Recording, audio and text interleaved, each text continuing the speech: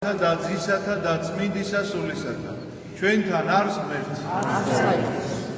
ყველას გილოცავთ დღევანდელ დღეს ღმერთმა მრავალს დაგასწროთ თქვენ და სრულიად საქართველო. ამინ. დღევანდელ დღეს თანოდა ძმანო, ჩვენ წავიკითხეთ ლუკას სახარება, ლუკა მახარებლის მიერ აღწერილი მოვლენა, თუ როგორ ხდებოდა მოციქულთა გამორჩევა და როგორ მოხდა კონკრეტულად ამ შემთხვევაში 4 მოციქულის ანდრია პირველწოდებულის მისი ძმის სიმონის იგივე პეტრეს გამორჩევა და ასევე ზებედეს ძეთა იოანესა და იაკობის გამორჩევა როგორც სამოციქულო მსახურები. თუმცა კი გაუგებრობის განსახადად მინდა გითხრათ ერთი რამ, რომ ესეთი მოთხრობა ჩვენ იოანეს სახარებაშიც გვაქვს, მათეს სახარებაშიც და შეიძლება ცოტა გაუგებრობა გამოიწვიოს ამან, რომ რაღაცა სხვადასხვანაირად არის აღწერილი და მეორეოდე სიტყვით ამის შესახებაც გეტყვით, რომ თქვენ მე იმედი მაქვს, რომ ყოველდღიურად შეხებაში ხართ სახარებასთან და რაღაც არ გეგონოთ, რომ სხვადასხვანაირად აღწერენ ამ ამბავს. მაგალითად, მათე მახარებელი აღწერს, რომ გალილეის ტბის პირას რომ ჩამოიარა მაცხოვარმა, დაინახა თევზაობდნენ იოანე და იაკობი და სიმონი და პეტრე და ანდრია ამ შემთხვევაში და დაუძახა მან და მათ მიატოვეს ყველაფერი ბადეები, თავისი ნავები და გაახვნენ იესოს. ეს ეწერია მათეს სახარებაში. ლუკასთან ეს უფრო დაწვრილებით არის აღწერილი, რომ სანამ დაუძახებდა იქამდე რა მოხდა. თუმცა კი იოანესთან კიდევ უფრო მეტია ნათქვამი, რომ სანამ დაუძახებდა ეს არ იყო მათი პირველი შეხვედრა და ეს არ იყო რომ ვიღაცა უცხო კაცს გაძახებს, ეხლა შენ წამოდე წამოხვევე და ისიც ეხლა დააყრეს ყველაფერს და ადგება და გამოიქცევა. არა, თვითფასება ეს არ იყო. ხრობის თანმიმდევრობა მოითხოვს იმას, რომ ჩვენ იოანეს სახარებას დაუბრუნდეთ და გითხრათ, რომ იოანეს სახარებაში ნათქვამია, რომ იოანე ანდრია პირველწოდებული, რატომ არის პირველწოდებულად ის, ესე რატომ ამბობთ? იმიტომ რომ პირველად მოციქული ის გახდა. პირველი მოციქული არის ანდრია. ანდრია სავარაუდოდ იოანე ღვთისმეტყველი იყვნენ იოანე ნათლისმცემლის მოწაფეები. უსმენდნენ მის მოძღვრებას და როდესაც ის ნათლავდა იორდანეზე, იქ იყვნენ, როდესაც დაამოწმა მან და თქვა, რომ მოვდის ჩემზე უპირატესი, რომლის ხამთა გახსნის ღირსიც მე არ ვარ და როდესაც დაინახა მან იესო ამბობს, რომ აჰა ტარიკი ღვთისა. მიანიშნებს, რომ ეს არის მხსნელი, განხორციელებული ღმერთი, რომელიც გამოიხსნის კაცობრიობას ცოდვათა ტყვეობისაგან. ამის შემდგომ ანდრია დაუძახებს თავის ძმას პეტრეს, იოანე დაუძახებს თავის ძმას იაკობს, თუმცა კი იოანეს და იაკობის სახელი არ არის დასახელებული, წერია, რომ კიდევ ერთი მოწაფე, მაგრამ იოანეს ახასიათებს ეს თავის თავზე ეს ელაპარაკობს სახარების ბოლოში, როდესაც ამბობს, რომ პეტრესთან ერთად კიდევ ერთი მოწაფე მიდიოდაო, თავის თავს გულისხმობს, რა თქმა უნდა. აქედან გამომდინარე ვარაუდია წმინდა მამებისა, რომ ეს სწორედ იოანეა, ის იაკობს მიიყვანს ქრისტესთან, როგორც გითხარით, ანდრია პეტრეს მიიყვანს ქრისტესთან, ისინი მოусმენენ მას, მაგრამ მაცხოვრის ნათლისღების შემდგომ, როდესაც ის იოანესთან იყო, მაცხოვარი 40 დღე, ესეც ქრონოლოგიის მიხედვით თუ მიყვებით ჩვენ სახარებას, ვიცით რომ 40 დღის განმარტოვდა და გამოიცდებოდა უდაბნოში. ხო გახსოვთ მე ეშმაკის გამოცხადება და მისი გამოცდა. ეს სხვა თემაა. ამიტომ 40 დღის განმავლობაში ეს მოციქულები კვლავ სახლებში დაბრუნდნენ. ანუ მაცხოვართან მივიდნენ, გაიცნეს და კვლავ სახლებში დაბრუნდნენ. თუმცა კი უკვე იცოდნენ, რომ ეს არის მოძღვარი, რომელიც არ ხადაგებს ისე როგორც სხვა ყველა დანარჩენი, ვისაც იცნობდნენ მოძღვრებს და არის რაღაცა ასევე იმ სასწავლებით ძალითაც აღჭურვილი, რომელიც მათ აქამდე ჯერ არ უნდა. ამიტომაც, როდესაც მაცხოვარი ბრუნდება ამ 40-დღიანი გამოცდიდან, ამის შემდგომ არის მათესთან ნათქვამი ის, რომ დაუძახებს, როდესაც ისინი თევზაობდნენ ანდრიას და პეტრეს და იოანეს და იაკობს, სხვადასხვა ნავებში არიან ესენი ძმები, ერთად თევზაობენ და ახლო მეგობრები არიან და ისინი დატოვებენ ამ ყველაფერს და წაყვებენ. ეს იმას ნიშნავს, რომ ესენი უკვე ერთმანეთს იცნობენ. თუმცა კი ნახეთ, ლუკა უფრო დაწვრილებით აღწერს ამ ამბავს და ეხლა ეს მეც ამდენ იმიტომ ვილაპარაკე, რომ მოვედით იქამდე ლუკა როგორ აღწერს აი ამ გალილეის ტბასთან დაძახებას. ანუ პირველი გაცნობა, როგორც გითხარი, იოანე მახარებლის წიგნში არის მოთხრობილი.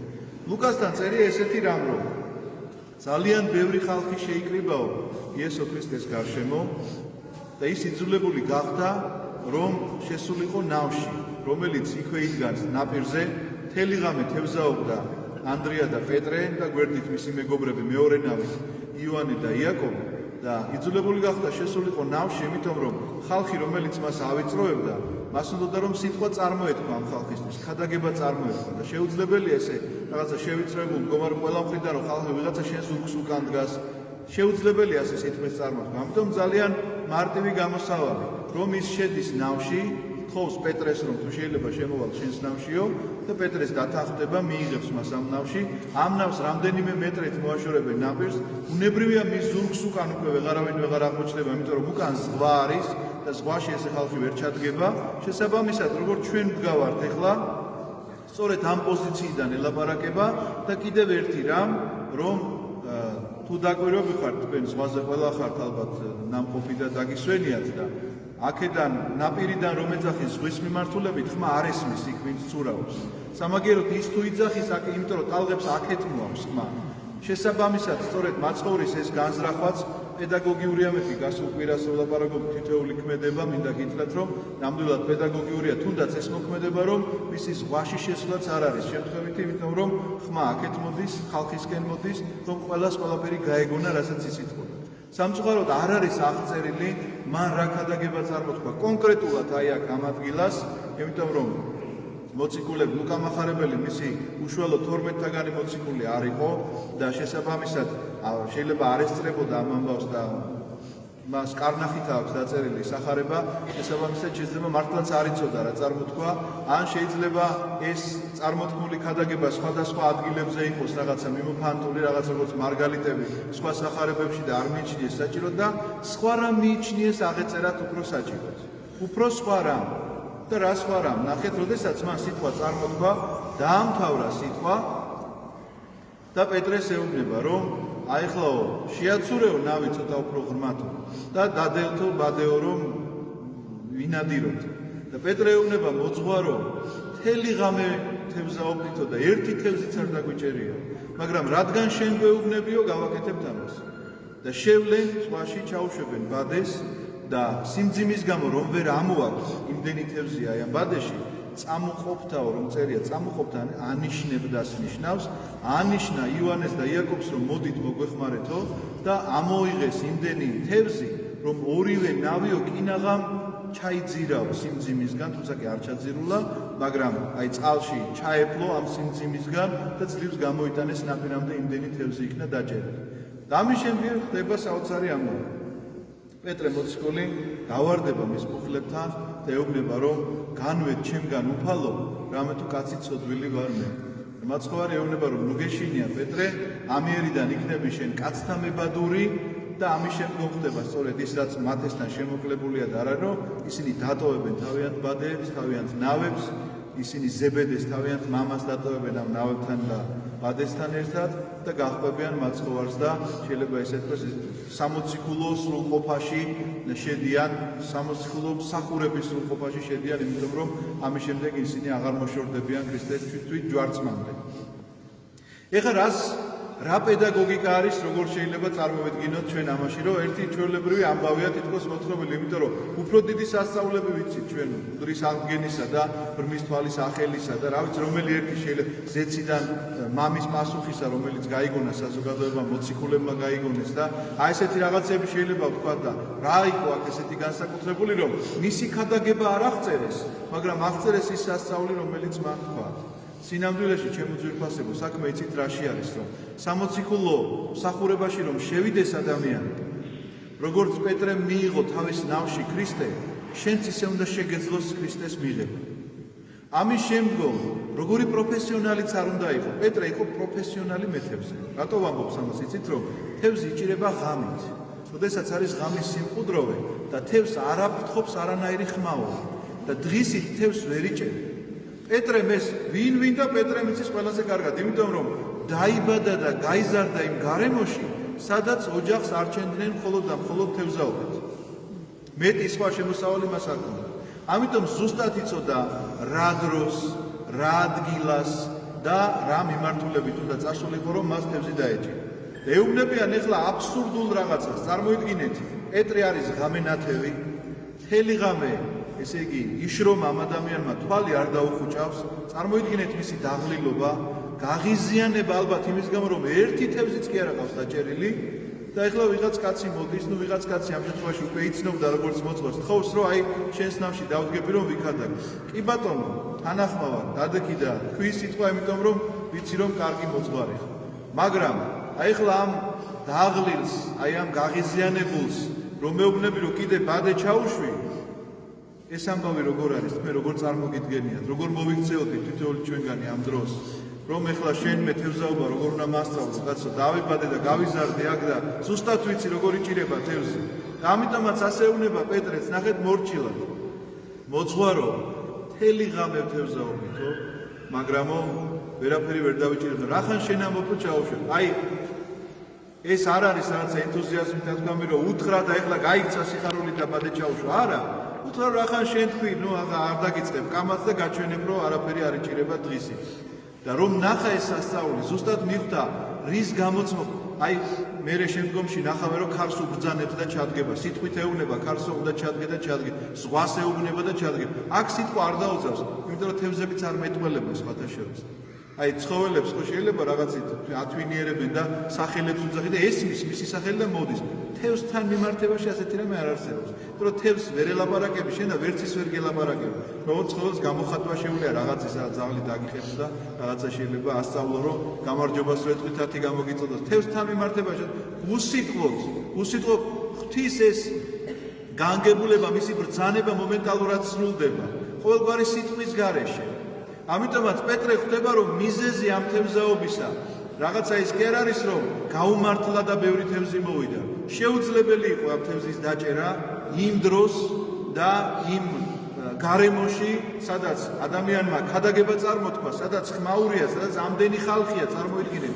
ასეთ გარემოში თევზი არ ჩერდება და ხედავს რომ აივსო ორივე ბადე და მიხვდა რომ ეს არის ღვთაებრივი სასწაული. რაღაცა ადამიანზე ბევრად უფრო აღმატებული, ვიდრე ადამიანს რაიმეს გაკეთება შეუძლია და ამიტომაც თუ იქამდე უთხრა, მოძღვარო, რადგანაც შენ თქვი, ამიტომ ჩავაგებ ბადეს, ნახეთ ეხლა რა შეუბნება, განვეთ ჩემგან უფალო, რამე თუ კაცი ცოდვილი ვარ მე, იმიტომ რომ იცის რომ მოძღვარი შეიძლება ბევრი იყოს, რაბინები ბევრი იყვნენ, რომლებიც ქადაგებდნენ, მაგრამ მსგავსი საქმის გაკეთება რომ შეძლებოდათ, ასეთები არ იყვნენ. ამიტომაც ჯერ მოძღვარს მიმართავს და მე ეუბნება განვეთ ჩემგან უფალო.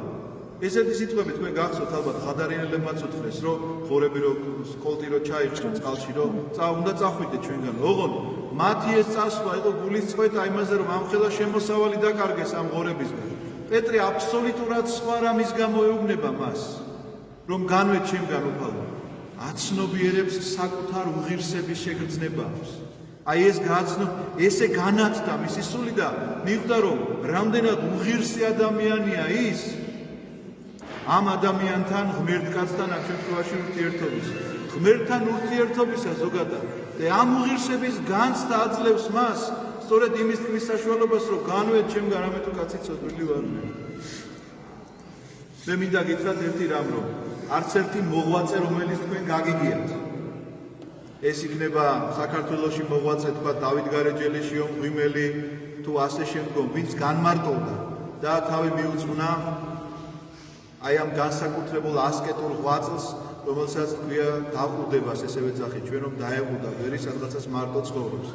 არ გეგონოთ თქვენ რომ ეს იყო მისი შინაგანი მოთხოვნილება რომ მარტო ყოფილიყო და ასე დიდ ღვაწლს შედგომოდა. ერთადერთი მიზანდასახულობა მათი ის იყო, რომ ისინი თავს არ მიიჩნევდნენ ღირსად საზოგადოებაში მყოფობისა.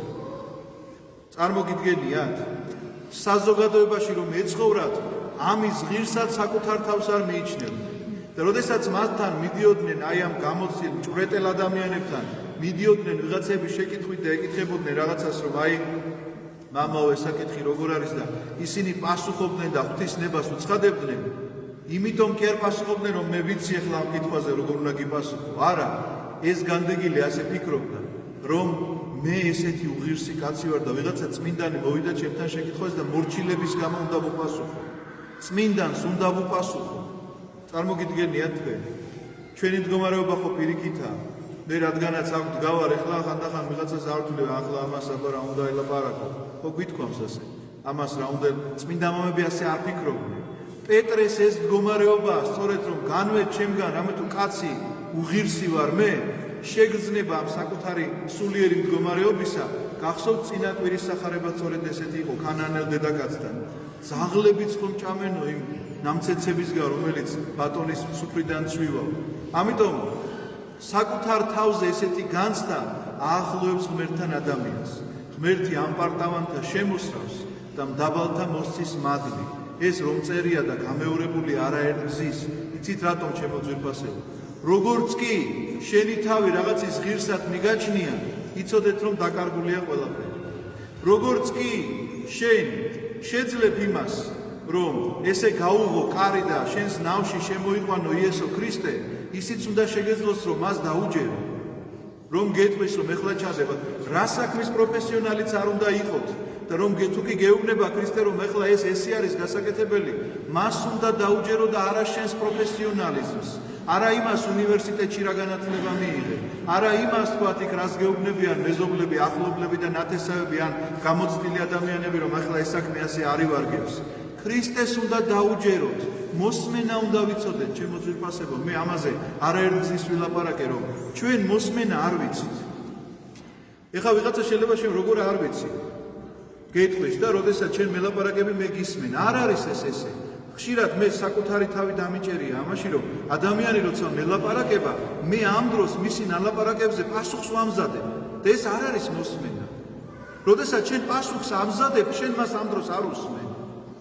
შენ უნდა შეგეძლოს რომ ბოლომდე მოусმინო ადამიანს. შეიძლება პასუხი მას არც კი სჭირდებოდეს და შენი დუმილი იყოს მისთვის ეს პასუხი. ამიტომ ასე უნდა მოусმინოთ ერთმანეთსაც და ასე უნდა მოусმინოთ პირველ რიგში ღმერთს. პასუხს კი არ უნდა ამზადებდე მისთვის მაშინვე რომ პეტრეს დარწმუნებული ვარ პასუხი ქონდა, მაგრამ მოსმენა იცოდა. რა პასუხი ქონდა? იცით რომ დავიბადე და გავიზარდე ამ გარემოში. ვიცი როგორ უნდა დავიჭირო თევზი, ვიცი რა დროს უნდა დავიჭირო და სად. შენ რას მელაპარაკები ახლა ამდენ ხალხში, ამ ხმაურში, დღისით მზე არის ამოსული, თევზს რა უნდა? არ იყო პეტრე სწორი? აბსოლუტურად მართალია. იმიტომ რომ თავისი პროფესიონალიზმი მას ამას ეუბნება. მაგრამ ნახეთ, ერთია, როდესაც მოძღვარი ქადაგებს და ჩვენ მას შეიძლება უთხრათ, რომ ის თქვათ მასზე რომ განათლებულია, მაგრამ მეორეა მოძღვარი თუ საქმითაც ამას აკეთებს, მას ღვთისკაცს უწოდებენ ხშირად. განათლებულსა და ღვთისკაცს შორის ძალიან დიდი სხვაობაა. იმიტომ რომ განათლება და ბევრი წიგნი შეიძლება სხვამაც წაიკითხოს და ვიღაცამ ვიღაცაზე უკეთესად ილაპარაკოს, მაგრამ ღვთისკაცი რომ იყო, აი ესე პეტრესავით უნდა მოიქცე, რომ რაღაცა შენ კი იცი, მაგრამ შენ საკუთარ თავზე კი არა ხარ მინდობილი. ამის იმედით კი არა ხარ, რომ მე ვიცი როგორ უნდა გავაკეთო და მე ვიცი როცა უნდა გავაკეთო. შენ ვინ გეკითხება? მე შენ მოძღვარი ხარ? თუ გაგიგეთ ესეთი ფრაზები, ეხლა ხშირად ისმის. შენ ხარ მღვდელი და მიხედე შენ საქმეს. შენ ხარ ეპისკოპოსი და მიხედე შენ საქმე შენი საქმეა, დადექი და იქ და რომ მოუწოდებს ეკლესია, რაღაცას ეუბნება ადამიანს, რაღაცას ასწავლის და ისინი ფიქრობენ, რომ ისინი პროფესიონალები არიან, ვიღაცა კარგი მენეჯერია და ამიტომ შენ არ შეიძლება მას ასწავლო, ვიღაცამ რაღაც სხვა დაამთავრა, იურიდიული განათლება აქვს და ვერ ასწავლი. ეხლა მოგეხსენებათ ეს პატაღებული თემები რაღაცა ეკლესიის წინააღმდეგ, რომელიც მიმდინარეობს, ყველგან ასეთი დადანაშაულებაა, რომ ეკლესიამ არ შეიძლება ჩვენ გვასწავლოს, იმიტომ რომ ეკლესიას არ ყავს ამის პროფესიონალები. მაგალითად არ იცის ეკლესიამ რუკები. მაგალითად არ იცის ეკლესიამ როგორ უნდა გადაანაწილოს ფული. არ იცის ეკლესიამ როგორ უნდა მოიხმაროს რაღაცა მატერიალური და ამიტომ რატო ვაძლევთ მიწებს და რატომ ესე იგი ფულს და ასე შემდგომ და ასე შემდგომ. იცოდეთ ჩემო ძვირფასებო, გადახედეთ ეკლესიის ისტორიას. არ ყოფილა ეკლესია ბრძოლის გარეშე. ყოველთვის იყო ბრძოლა, მაგრამ ნახეთ ისტორია, როგორ დამთავრდა მათი, ვინც ებრძოდა ეკლესიას და ნახეთ ისტორია, როგორ დამთავრდა ეკლესია, როგორ არსებობს ეკლესია დღევანდელ დღესაც. ის იმპერატორები პირველი საუკუნეებიდან დაწყებული, სად არის მათი საძვალე, თუ არის საერთოდ და ნახეთ ეკლესიის ზეიმი, რომელიც იმით კი არ ებრძვის ხმლით და ზარბაზნით და ხანჯლით. სიტყვით იბრძვის, აი ამ სიტყვით, რომელიც სიტყვითაც მაცხოვარი ეუბნება პეტრე მოციქულს, რომ ნუ გეშინია პეტრე, ამიერიდან შენ იქნები კაცთა მებადური და როგორც ის ორი ნავი აივსო, კინაღამ ჩაიძირა იმდენი თევზისგან, სწორედ ამდენი ხალხი შემოდის და შემოდის ეკლესიაში მისი სიტყვის ქადაგებად. ასე რომ ჩემო ძვირფასებო, დაიმახსოვრეთ ეს, რომ პირველია რომ უნდა გავუღოთ კარი რომ მოვიდეს ქრისტე და იქადაგოს და ამ ქადაგების მოსმენა უნდა შეგვეძლოს და მეორეა რომ საქმით აღსრულება უნდა შეგვეძლოს ის რასაც ამ ქადაგებაში გვეტყვის და ნამდვილად მაშინ მივემსგავსებით პეტრე მოციქულს რომლის მსგავსადაც შევძლებთ რომ აი ესე ჩვენი გასრულილი ბადე ქრისტიანული მისიონერული ბადე მოხვეს ძალიან ბევრი ადამიანი და ჩვენ გავხდეთ ესე იგი ქადაგებლების მსგავსად და მოციქულთა მსგავსად მახარებლები ადამიანებისა რომლებიც ქრისტეს სახარებას ვახარებთ. აი ესეთი გახლავთ დღევანდელი სახარება რომლის შესახებაც შეიძლება ესე ძალიან მარტივად გითხარით ორიოდე სიტყვით მაგრამ ძალიან ღრმაა თავისი შინაარსით რომ არ უნდა დაგავიწყდეთ არასდროს რომ საკუთარ თავს, საკუთარ პროფესიონალიზმს, საკუთარ რაც არ უნდა გქონდეთ განათლებით და რა დოქტორების ხარისხიც არ უნდა გქონდეთ მიღებული, ნუ დაეყრდნობით. დაეყრდნით მხოლოდ ქრისტეს, იმიტომ რომ შეუძლებელია ღმერთის გარეშე რამე საქმე გამოუვიდეს ადამიანს.